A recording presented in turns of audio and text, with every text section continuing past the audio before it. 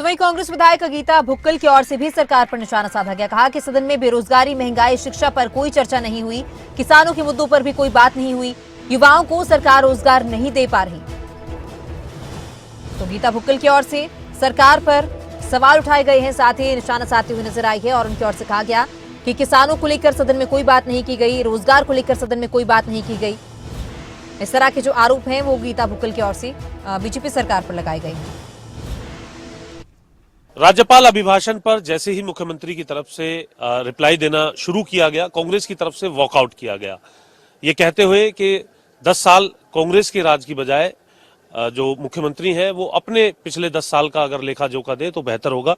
हमारे साथ कांग्रेस की वरिष्ठ नेता है, पूर्व मंत्री हैं गीता भुक्कल जी, उनसे बात करेंगे। मैडम, ये वॉकआउट आपने किया, उसके बाद हम मुख्यमंत्री जी को सुन रहे थे, वो कह रहे थे कि वॉकआउट इनकी तरफ से आज किया गया है, राज्यपाल अभिभाषण पर जो मुझे बात रखनी थी वो रखनी चाहिए थी, लेकिन आज जिस तरीके से विपक्ष ने रिप्लाई शुरू होते ही वॉकआउट किया है, आने वाले समय में 2029 में उन्हें लोग यहां भी बैठने का मौका नहीं देंगे, इस तरीके की बात उन्होंने बाद में की। कैसे आप देख रहे हैं और क्या कारण रहा कि शुरुआत में ही आपकी तरफ से वॉकआउट जैसा कदम उठाया गया? बजट के सत्र के दौरान महामहिम राज्यपाल महोदय का अभिभाषण हुआ, सब लोगों ने ध्यान से उसको सुनने का काम किया, उस पर चर्चा करने का काम किया।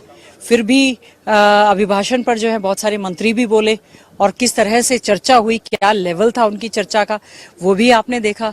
हम लोगों ने जनमानस के मुद्दे उठाने के लिए यहाँ पर भेजा है।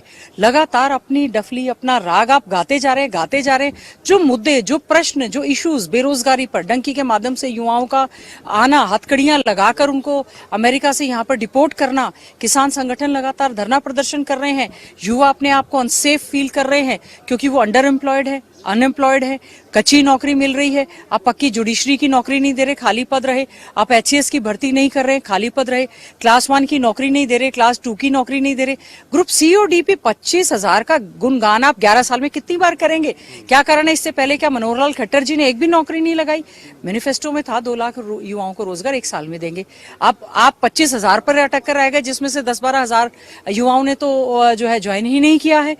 लॉ एंड ऑर्डर की बद से बदतर होती हुई स्थिति, आप कह रहे नॉन स्टॉप हरियाणा। आप ये बताएं, विकास कार्यों पर फुल स्टॉप क्यों लगा हुआ है? क्या कारण है? 10 साल से आप एक ही एजेंडा, एक ही बात कही जा रहे हैं। बहुत सारी चीजें जो पाइपलाइन में थी, आपने आज तक वो सिरे नहीं चढ़ाई।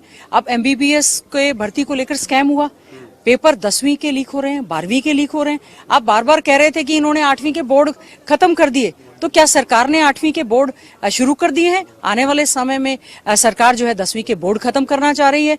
5,000 स्कूलों पर आपने ताला लगा दिया, 1203 स्कूल आपने इस बार मर्ज कर दिए। 22 के 22 जिलों में जो डाइट चल रहे थे वो आपने बंद कर दिए। आप सरकारी स्कूलों पर ताला लगाकर प्राइवेटाइजेशन की ओर जा रहे हैं। भिवानी बोर्ड पर आपको विश्वास नहीं है। और कॉलेजेस की बिल्डिंग बनाने से क्या है? प्रिंसिपल वहां है नहीं है। 35-36 हजार से ज्यादा वैकेंसी, वो बच्चों की सीटें वहां पर खाली हैं, क्योंकि आपका ध्यान शिक्षा की और चिकित्सा की ओर कतई भी नहीं है।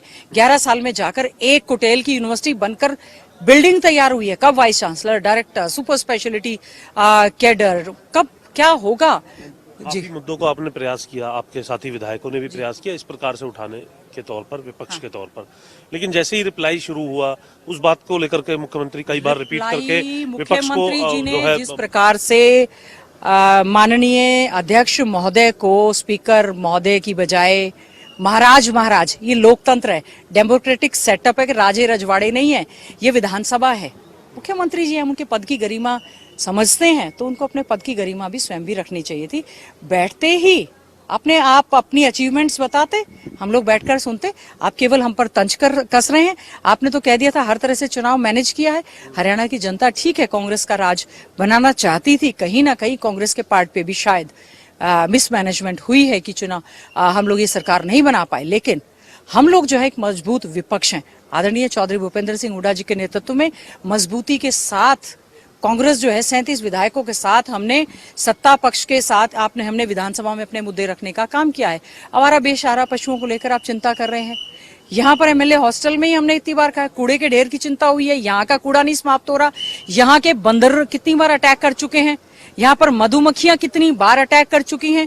आप बार बार केवल और केवल गीत गाते जाएंगे, समाधान नहीं करेंगे। तो कांग्रेस की पूर्व मंत्री हैं गीता भुक्कल और वरिष्ठ विधायक हैं, सीधे तौर पर जिस तरीके से विधानसभा के अंदर जो नोकझोंक देखने के लिए मिली, जो हंगामा या फिर जो वॉकआउट किया गया है, उसके ऊपर वो अपनी बात रखते हुए नजर आ रही है। और उनका कहना है कि जो प्रदेश के जो मुद्दे हैं, शिक्षा से जुड़े हुए, मेडिकल एजुकेशन से जुड़े हुए, आम लोगों से जुड़े हुए और जो बेसहारा पशु हैं उनसे जुड़े हुए, ऐसे तमाम मुद्दे जो सीधे तौर पर जन सरोकार रखते हैं, उन मुद्दों को लेकर के सरकार को जवाब देना चाहिए, ना कि आते ही जो तंज कसने का काम मुख्यमंत्री की तरफ से किया गया वह करना चाहिए। और इसी बात को लेकर के विपक्ष की तरफ से वॉकआउट भी किया गया था। विधानसभा से कैमरामैन सूर्या के साथ जितेंद्र चौधरी, खबरें अभी तक।